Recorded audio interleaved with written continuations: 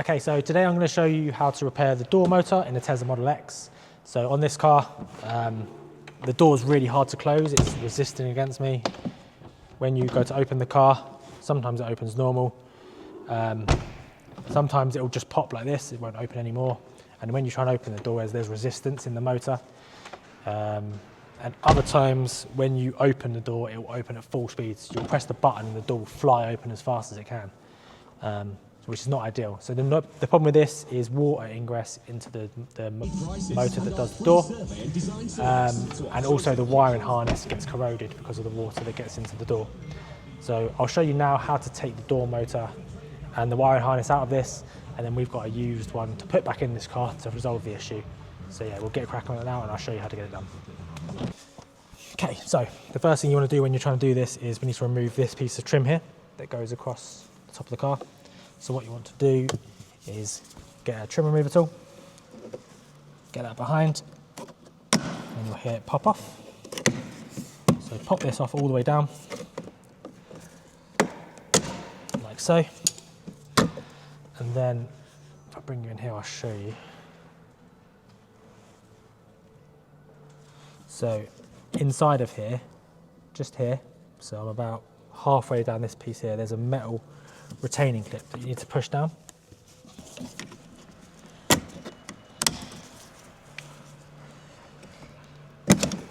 Like so. So the inside of this, there's lots of pop clips, and it's this clip here that you push. So what you're doing is we're pushing this down to release this from the car. So yeah, that will keep it in. You push that down, slots into here.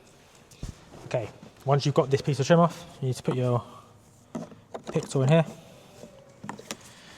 lift out this piece. So this is inside of the grip handle just here, there's a bolt in there. Okay, now we've got that out, we need a 10mm. There's a bolt in here. 10mm bolt just in there. There is a 10mm bolt here.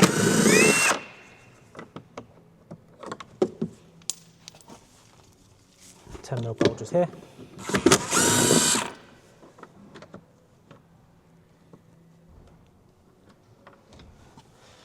And then finally, if you pull this handle back, there's a 10mm bolt in there as well.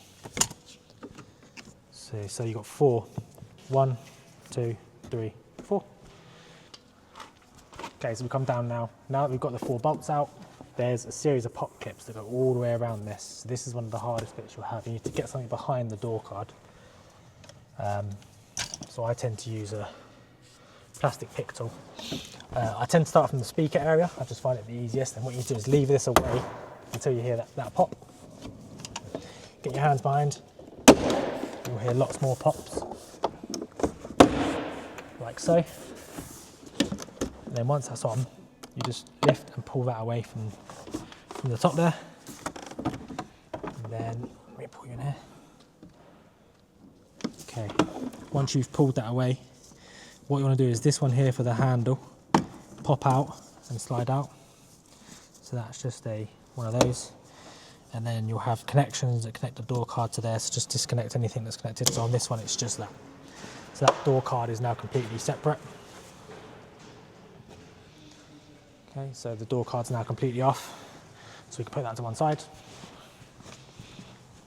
The part that we have the issue with is the door motor, which sits here. So it sits right behind here. So in order to get that, there are a couple of bolts here that need to be removed, but we're also going to have to remove this panel just here. Now, if we go down the route of replacing the whole wiring harness, obviously we need to remove all of these wires. Every single one of these will have to come off the car. Everything that goes into this, all of this. So yeah, all has to come off. So what we're going to do is we're going to take this off first. We'll disconnect the electrical connector from the motor, and we'll see what the condition's like before we decide to switch out the harness, because the harness is a whole nother job. So let's get this off and then we'll go from there. So we've got an 8mm. We're going to remove these 4 8mm bolts that go around this block.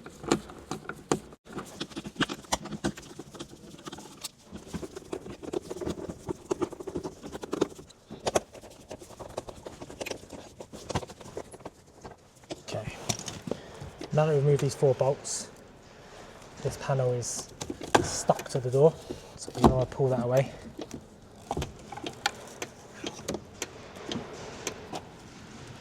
Right, I can already see the problem with this. So this is the door motor. As you can see, the top of that is extremely corroded.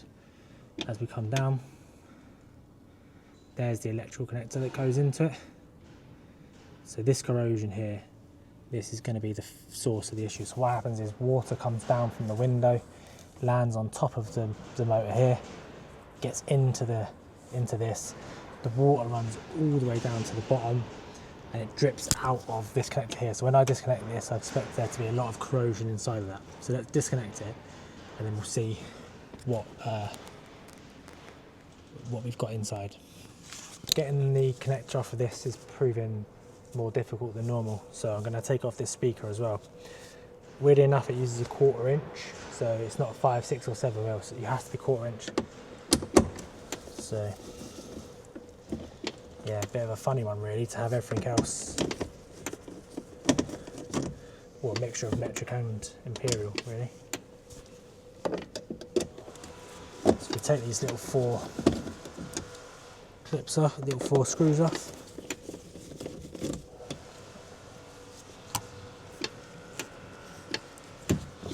And then pull that away. And then you can wiggle the connector off. It'll just give you a bit more room to be able to get round into here.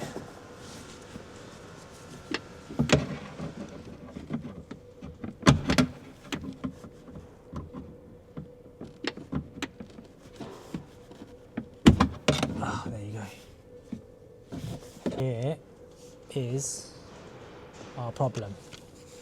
So you can see that is fluid leaking out of there. If you look here, it's full of water. So that connector, see the bottom of it's all corroded. So that's why the door's playing up. So first of all, I'm going to try and clean this, and I'll try and pull the motor out and dry the motor off and see if we can get this working again rather than replacing the wire and harness. If you catch it early enough, you can sometimes save this. So yeah, I'll pull the motor out now, and then you can have a look at that and I'll show you and we'll go from there. So in order to remove the motor from the car, first thing to do is this silver bar here. This connects the motor to the vehicle. So first thing you want to do is pop that off. That will then leave the car door to be free. What we then need to do is remove a series of 10mm bolts that are inside the door just here. And then also there's a hidden bolt, which is behind here. There's a Torx bit behind here, T30. So I'm gonna get my 10mm spanner first. So in order to remove this, we've obviously popped this off of the top. We have a 10mm bolt just here, a 10mm bolt back here, a 10mm bolt here, and as I said, behind here we have a Torx bit, which hopefully you can see just there where my fingers are. So I'm going to remove these 3 and this, and then we should be able to pull the motor out.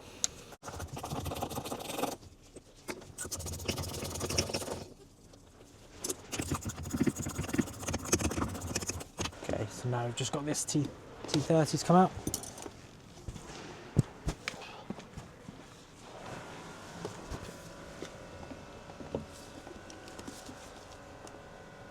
Oh, that's tight.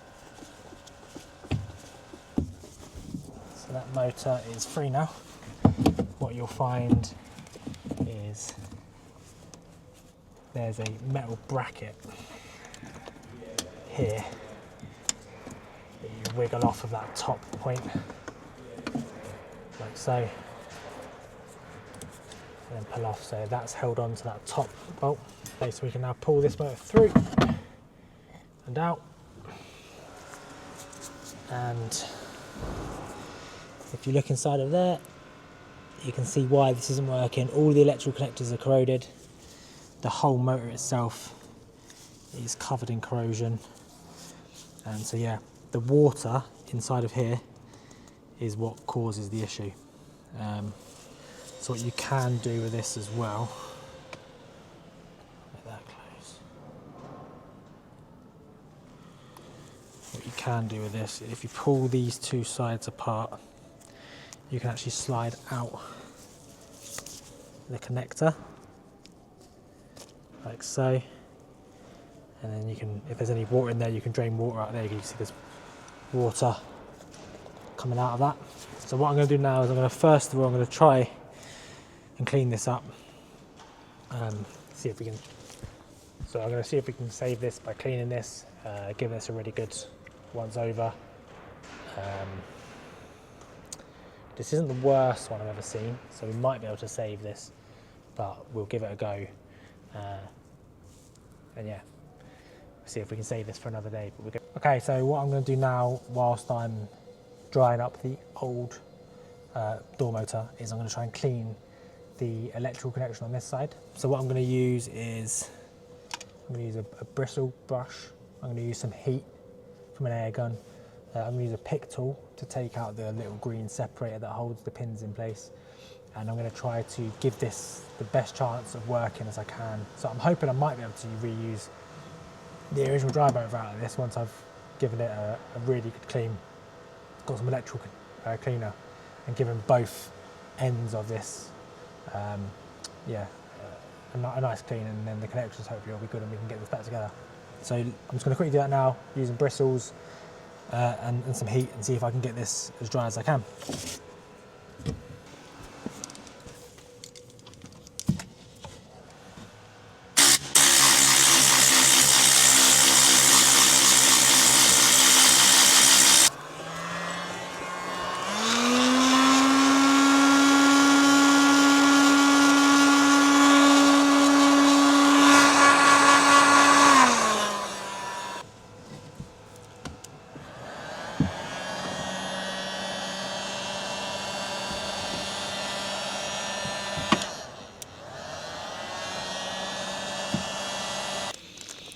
Okay, so apologies, I just did some stuff and I forgot to hit record, but what I've done is I cleaned up the electrical connectors, so both the wiring harness side and on the motor side.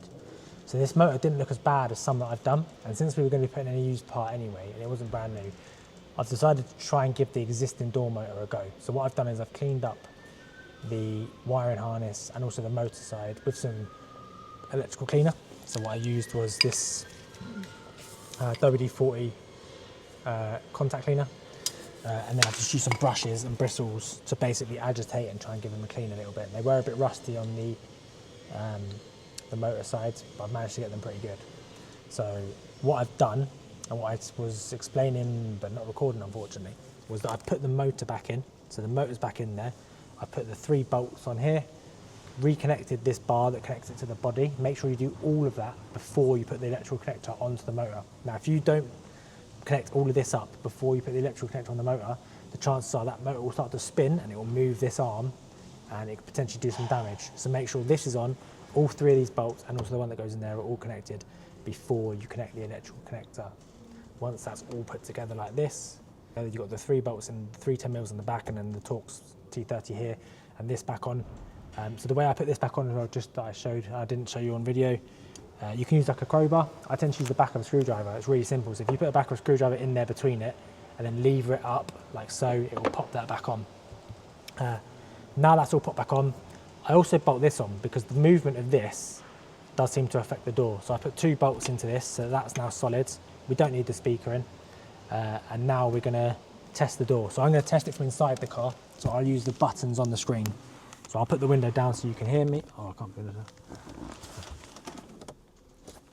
No, I can't. So we'll just try the door though using the buttons inside the car.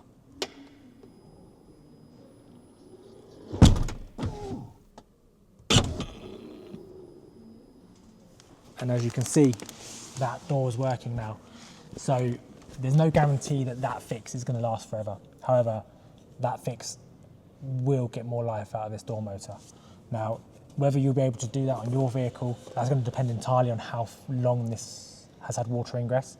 Now, in this case, it wasn't terrible, it wasn't great, but as a fix to get the car going again, This should give the car another 6 months to a year at least, I'd imagine, maybe more.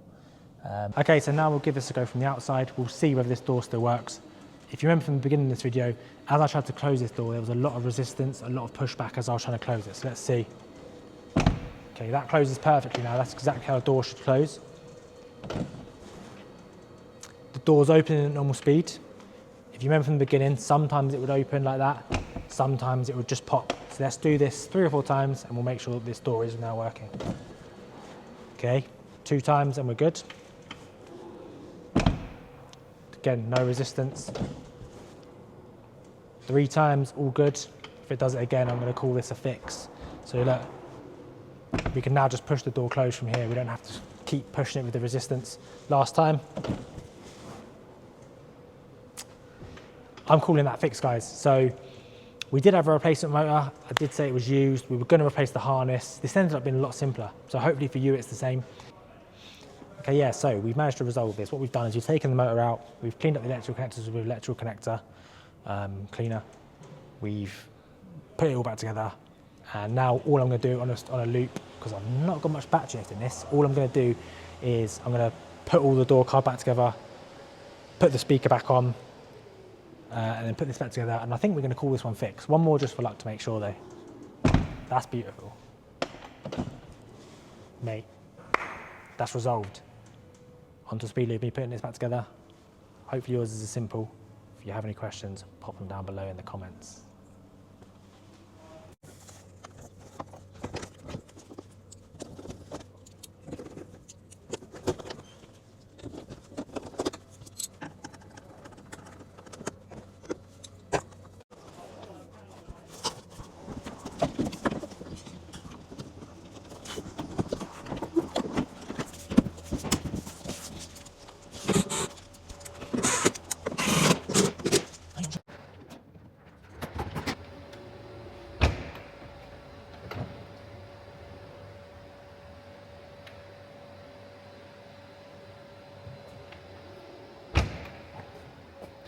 Okay, so that is the completion of the repair on this Tesla Model X. We fixed that door motor issue. So just as a reminder, if you have a door that either just pops, opens super fast, or doesn't pop at all, then you can have a problem with the motor or the pop actuator. Now this one was the motor, so that's what controls the opening and closing. So what we've done, we fixed this one. As I said, look, there's no resistance. It opens perfectly. So this was a quick and simple fix. This was just a case of cleaning out those electrical connectors. Now we were most of the way there to replacing the motor on this anyway. So if you're going to replace the motor, all you have to do at that point, rather than put in the old motor, put in the new one. One thing to note, Tesla print on the side of these motors some numbers. Now they're used to calibrate the door motor into the car. To do that, you need toolbox. If you don't have toolbox, I've fitted a few of these before and I've never used the coding and it's always been okay. But if you can get access to toolbox, you can then code the motor. My suggestion to you would be take a photo of the numbers on the side. Worst case scenario, you can take the car to Tesla and just pay them for toolbox time to code the motor that you fit to your car.